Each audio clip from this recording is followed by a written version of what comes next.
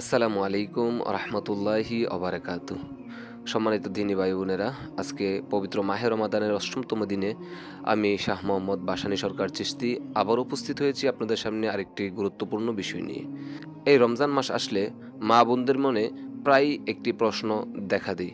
সেই প্রশ্নটি হলো, পিরিয়ড অবস্থায় রোজা কিভাবে রাখব? ঔষধ খেয়ে পিরিয়ড বন্ধ করে রোজা রাখলে রোজা হবে কিনা?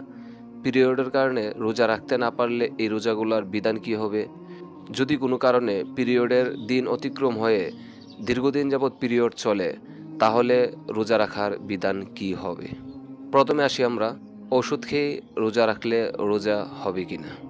এই প্রশ্নের উত্তরে প্রথমে বলতে হই, এই যে পিরিয়ড প্রতি মাসে মাসে মা বোনদের হই, নারীদের হই, এই পিরিয়ড হচ্ছে আল্লাহর একটা বিধান। রোজা যেমন আল্লাহর বিধান, এই পিরিয়ড আল্লাহর একটি বিধান। তো আপনি যদি পিরিয়ড বন্ধ রাখেন, পিরিয়ড বন্ধ রেখে যদি আপনি রোজা আদায় করতে যান, তাহলে প্রথমত পিরিয়ড হওয়া যে আল্লাহর বিধান, এই বিধানটাকে আপনি লঙ্ঘন করছেন। আর পিরিয়ডকে পিরিয়ডের মতো চলতে দেওয়া উত্তম, এটা কোনোভাবেই বন্ধ করা উচিত নয়। আর বন্ধ করতে গেলে এটা শারীরিকভাবে অনেক ক্ষতি হওয়ার সম্ভাবনা থাকে। সেই জন্য যখন রমজানে পিরিয়ড হবে, তখন কোনো অবস্থাতেই ঔষধ খেয়ে পিরিয়ড বন্ধ করা উচিত হবে না এবং উত্তম হবে না। আর তাদের জন্য একটা খুশি সংবাদ হলো, পিরিয়ডের কারণে আপনি রোজা না রাখার কারণে এবং নামাজ না পড়ার কারণে রোজা রাখা ব্যক্তিদের মতোই নামাজ এবং রোজার সওয়াব আপনার আমলনামার মধ্যে লিপিবদ্ধ হবে। যদি কেউ মনে করে যে না, আমি রোজা রাখবই ঔষধ খেয়ে পিরিয়ড বন্ধ করে, তখন আপনার জন্য রোজা আদায় হয়ে যাবে, কিন্তু এটা কোনোভাবেই উচিত নয়। কারণ পিরিয়ডের ওষুধ সেবন করলে সেটা শারীরিকভাবে অনেক ক্ষতির সম্মুখীন হতে হয়।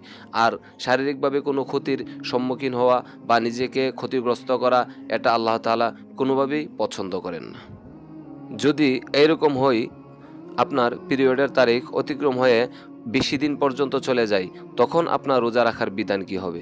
যদি স্বাভাবিক অবস্থায় আপনার পিরিয়ড ৩ দিন থাকে, অথবা ৪ দিন থাকে, অথবা ৬ দিন থাকে, যদি রমজান মাস আসার পর কোনো কারণে এর বেশি দিন অতিক্রম হয়ে যায়, তাহলে বুঝতে হবে এটা হচ্ছে আপনার একটা অসুখ বা এটা একটা রোগ।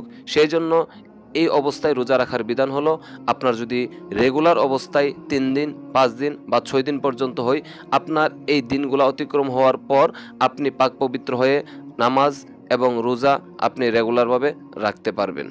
পিরিয়ডের কারণে আপনার যে রোজাগুলো ভঙ্গ হবে, সেই রোজাগুলো আপনি পরবর্তীতে যে কোনো সময় সুযোগ করে আপনি সেই রোজাগুলা কাজা আদায় করে দিতে হবে।